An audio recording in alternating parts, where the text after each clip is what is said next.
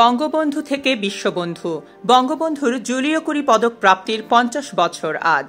১৯৭৩ সালের ২৩ মে আনুষ্ঠানিকভাবে বঙ্গবন্ধুকে এই পদক পরিয়ে দেওয়া হয়। নির্যাতিত, নিপীড়িত, শোষিত মানুষের অধিকার আদায়ে আজীবন সংগ্রামী শেখ মুজিবুর রহমান হয়ে ওঠেন বিশ্ববন্ধু শেখ মুজিবুর রহমান। সাম্রাজ্যবাদ, ফ্যাসিবাদের বিরুদ্ধে মানবতা ও বিশ্ব শান্তি প্রতিষ্ঠায় কালজয়ী নেতারা এই পদকে ভূষিত হয়েছেন ১৯৫০ সাল থেকে। ১৯৭২ সালের ১০ অক্টোবর বিশ্ব শান্তি পরিষদ পদক প্রাপক হিসেবে বঙ্গবন্ধুর নাম ঘোষণা করেন।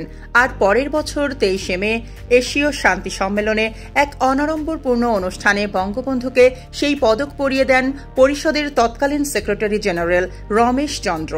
তিনি বলেন, বঙ্গবন্ধু শুধু বাংলার নন, তিনি বিশ্বের, এবং তিনিই বিশ্ববন্ধু। স্বাধীন বাংলাদেশে কোনো রাষ্ট্রনেতার সেটি ছিল প্রথম আন্তর্জাতিক পদক লাভ। বঙ্গবন্ধুর এই পদক প্রাপ্তির আগে কিউবার বিপ্লবী নেতা ফিদেল ক্যাস্ট্রো, ভিয়েতনামের সংগ্রামী নেতা হো চি মিন, চীনের গণ আন্দোলনের নেতা সালভেদর আলেন্দে, ফিলিস্তিনের জনদরদী নেতা ইয়াসির আরাফাত এই পদকে ভূষিত হয়েছেন।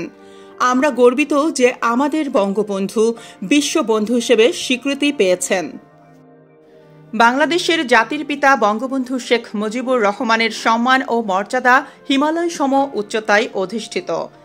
তিনি যেমন স্বাধিকার ও স্বাধীনতা এনে দিয়েছিলেন এবং দেশবাসীর কাছে জাতির পিতা হিসেবে বরেণ্য হয়েছেন বঙ্গবন্ধু, ঠিক তেমনি শান্তির সপক্ষে আপোষহীন অবস্থান তাকে বিশ্ববাসীর কাছেও মর্যাদার আসনে অধিষ্ঠিত করেছেন এবং তিনি হয়েছেন বিশ্ববন্ধু। এক সাগর রক্ত দিয়ে আমাদের স্বাধীনতা লাভ করতে হয়েছে, তাই আমরা মর্মে মর্মে অনুধাবন করি বিশ্ব শান্তি তথা আঞ্চলিক শান্তি অপরিহার্যতা। এই পটভূমিতে আপনারা বিশ্ব শান্তি আন্দোলনের সহমর্মী প্রতিনিধিরা আমাকে জুলিও কুরি শান্তি পদকে ভূষিত করেছেন।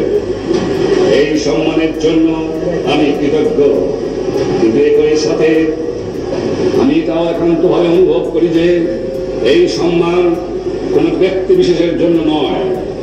এই সম্মান বাংলাদেশের স্বাধীনতা সংগ্রামে আত্মদানকারী শহীদদের, স্বাধীনতা সংগ্রামের বীর সেনানীদের। জুলিও কুরি শান্তি পদক সমগ্র বাঙালি জাতি, এটা আমার দেশের ৭.৫ কোটি মানুষের।